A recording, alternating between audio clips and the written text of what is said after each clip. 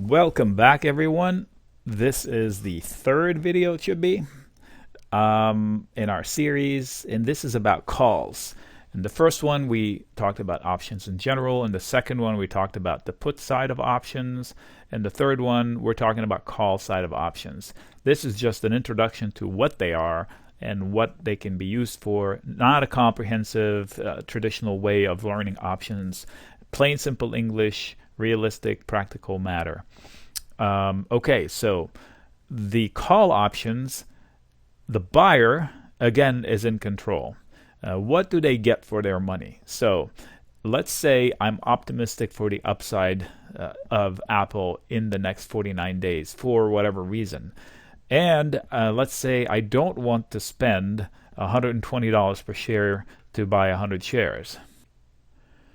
You know, for at today's price, it's 12,300 and change to buy 100 shares. That's a big chunk of money.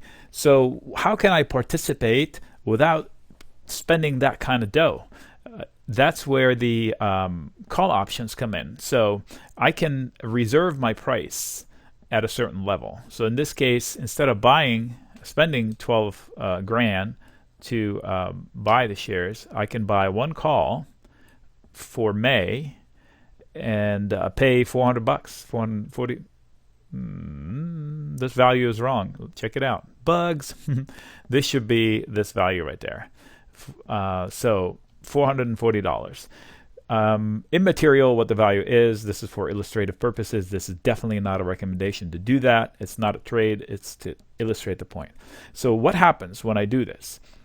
I'm paying somebody out right now for their promise and their commitment to sell me their shares at $125. So instead of buying them today for $12,300, whatever it is, I'm only spending $400. But I'm in like Flynn at $125. So if it rallies to $150 or $140, like if I had a hunch it was going to do that, or if I had reason to believe it's going to do that, or if I wanted to bet on an upside reaction from the earnings, I'm taking a $400 bet. No thanks. A $400 bet to ride it up. So the buyer is in control. Me. I'm in control. And I paid premium for it. The seller, them, they sell it. So they're collecting the $400 out of my pocket. They're on the hook. They promised. They cannot back out. So let's say we wake up and the stock is at 130. All I have to do is go to my broker and say, hey, I paid $440 the other day. I would like to exercise my right. So what happens? My call position disappears, and instead they will replace it with 100 shares of Apple at 125, not 130 where it's at. So I'm already up. They, who sold me this red, they lost their shares. They keep my $400 because that was the reason why they did it, and they lost their shares at 125. So they don't get to participate in the profits above that. I do. So this was my cheap way of getting into buying Apple. Buying when I buy it. So there are other reasons why people do it. Let's say I want to bet up on Apple, but I don't want to own the shares. That's fine.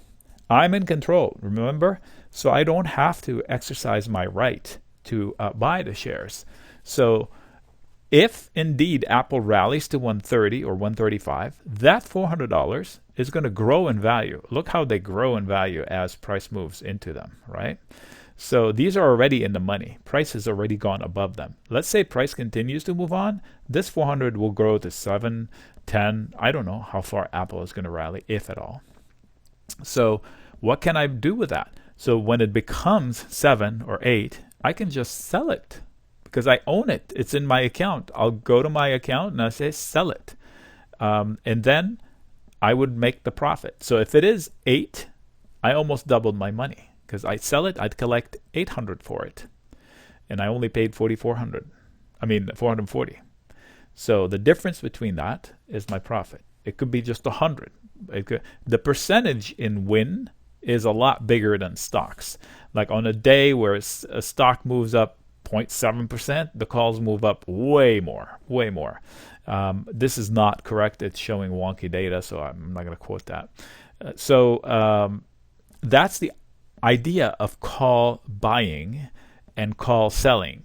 I would want to remind you that one thing I don't do in options ever is sell naked calls. Naked calls. Like if I don't own shares in Apple, there's no way on earth I'm going to sell this position to short Apple.